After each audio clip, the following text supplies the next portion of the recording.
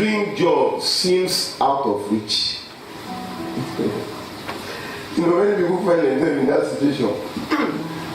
Sometimes, what to do when your dream jobs seem out of reach? Many people are working where they are actually hiring somewhere else. Anyway, what do you do in this kind of situation? Because I can tell you that over 80% of people that are working have a dream job. Yet they may be doing something or waiting to get that dream job.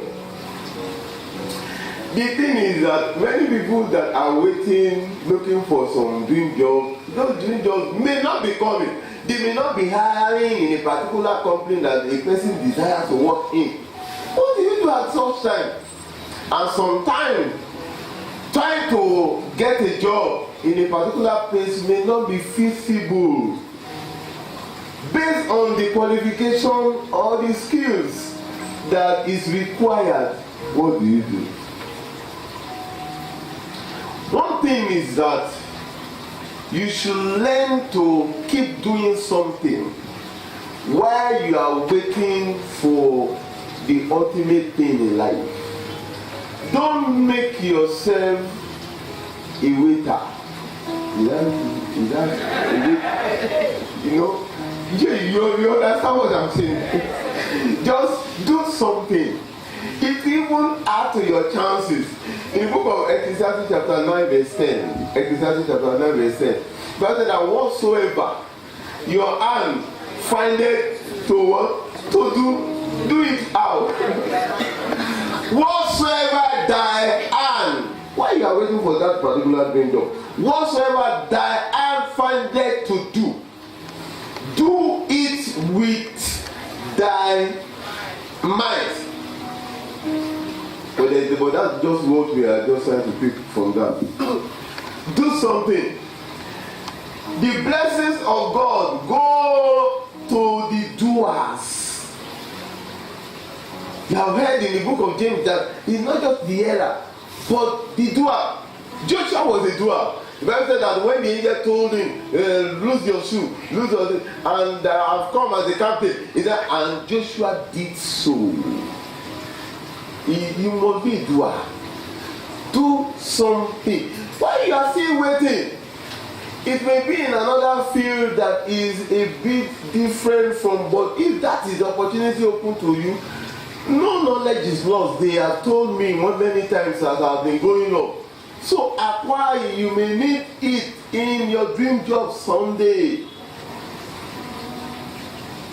Jesus Christ, even though he knew his dream job happened to be a preacher. But at the time he was growing, and how did I know that he knew? At age 12, he was listening to professors and doctors in the temple. So he knew. He was not that he was confused. In Luke chapter 2:46, you see that. Luke 2:46. The man said that they were looking for him. The players were looking for him for 3 days. Yeah, where is this boy? Where is this boy? He now found him in the temple, listening to professors and asking them questions, because he somehow knew that this is my own field. And it came to pass that after 3 days, they found him in the temple, sitting in the midst of the doctors, both hearing them and asking them questions. But he got to a time in his life when he started fulfilling his ministry. Some people were now saying that, but before he got to the ministry time, at age 30, he was learning carpentry and doing carpentry work. He was doing something before that time. In fact, when he started manifesting, some people say, "Is this not the carpenter?" In the book of Mark chapter 6, I think 2 and 3. When some people saw the mighty works that he was doing, they were still tracing him to the job that they first saw him doing. Because you have to, before you get to your dream job, do something. And when the Sabbath day was come, he began to teach in the synagogue, and many hearing him were astonished, saying, "From whence are this man these things? And what wisdom is this which is given unto him, that even such mighty works are wrought by his hands? He is not this who The carpenter, the son of Mary, the brother of James. But what we are trying to do, they knew him as a carpenter, but he knew that this is not where I am, but I am doing something now. Do something. I'm going to be telling you some places that you could consider working in while you are waiting for your dream job. Some places that you could consider working in. Number one, you could consider working with a person that you see as a mentor. Somebody that has achieved what you are yet to achieve. You can be working with the person. The person may not pay you fast salary, but you know what you desire. There are some skills, there are some things in the person that you want to understudy, and you add value to your life. Mentors are the shoulders on which we climb to rise higher than our normal height normally. When David was in the wilderness, he ran away from King Saul. There are some people that came to him. They called them the basemen, people that did not really have anything to do. They came to him because they saw David. David did not have money. Which money will he have in the wilderness? He ran away. And the Bible said that some of them, I think they were about 200 or 400, they came to him, be our captain. I don't have money to give you. No problem. But how did you even bring down Goliath? Said, we want to learn some things about you.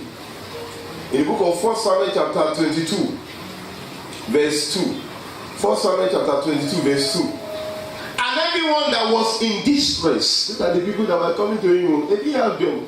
And everyone that was in debt, and everyone that was discontented, gathered themselves unto him, and he became a captain over them.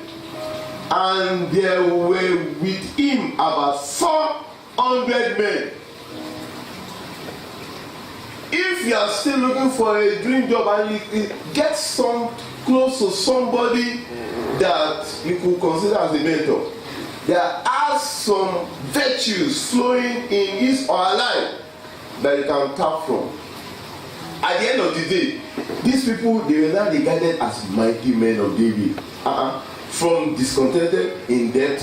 How did they be called? By their interaction with this guy? Because even though he looked like just ordinary guy, but the power was flowing in him, and they achieved their destiny. The book of 2 Samuel chapter 23, from verse 8 down to 12, but we will not read it because of our time.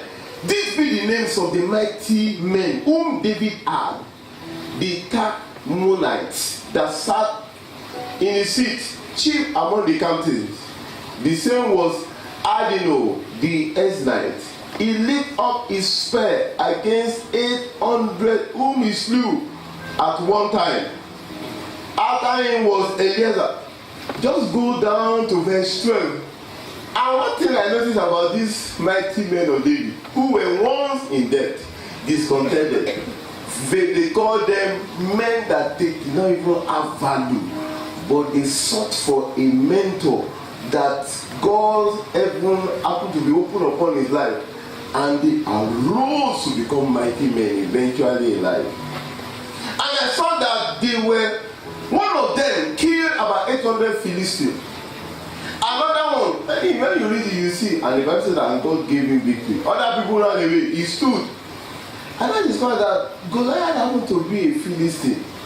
So they received the ability to be bringing down Goliath. They were even doing more than David brought down Goliath. But one of them that he brought up now did 800 times more than he did. Look for a mentor. The person could have a company and be working there. They may not be paying you so much, but be learning of the way. Then number 2, look for a place that you can acquire more skills.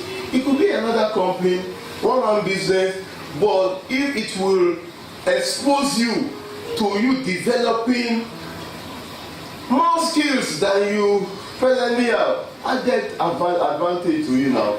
So that when the dream jobs come, you are just check. This one has extra things there. David initially, he could play very well. That was how he even got to the palace. He could play very well. He was a good shepherd. In the book of 1 Samuel chapter 16, 17 and 18, King Saul was looking for somebody that could play. He was the one. They were not thinking of somebody that could fight war. And Saul said unto his servant, provide me now a man that can play well, and bring him to me. And then answered one of the servants and said, behold, let me finish. I have seen a son of Jesse, the Bethlehemite, that is cunning in playing, and a mighty valiant man, and a man of war, prudent in matters, blah blah blah blah blah. Then he could play well. But by the time he got to the palace, in fact, when he got to the palace, he could not hold his sword very well. When he wanted to face Goliath, and King Saul in 1 Samuel chapter 17, 38 and 39. 1 Samuel 17, 38 and 39. Gave him his sword. He said, I cannot use this because I'm not used to this. And Saul armed David with his armor and put an helmet of brass upon his head. Also he armed him with a coat of mail. And David gathered his sword upon his armor and his way to go, for he had not proved it. And David said unto Saul, I cannot go with this, for I have not proved them. And David put them off. He could not use a sword.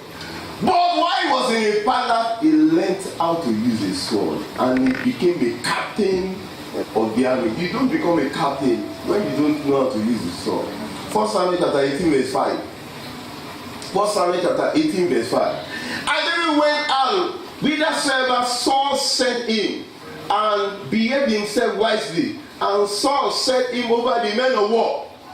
And he was accepted in the sight of all the other people who now accept him. Like, you don't even know how to hold the sword. You want to lead them into battle. But accepted in the sight of all the people, and also in the sight of Saul's servant. In the book of 1 Samuel chapter 23, I think 25 verse 13. 1 Samuel 25, 13. This showed up clear that somebody that was saying, I cannot use a sword, he had not learned the skill. And David said unto his friend, guard ye on every man his sword. And they guarded on every man his sword. And David also did what? Guarded his own sword. Look for a place. It may not be your dream job, but where you can acquire some other skills, and God will bless you in the name of Jesus. I said God will bless you in the name of Jesus. Also look for a place that you love the culture there. You know, there are some places, it may not be just about the work, but the way things operate there.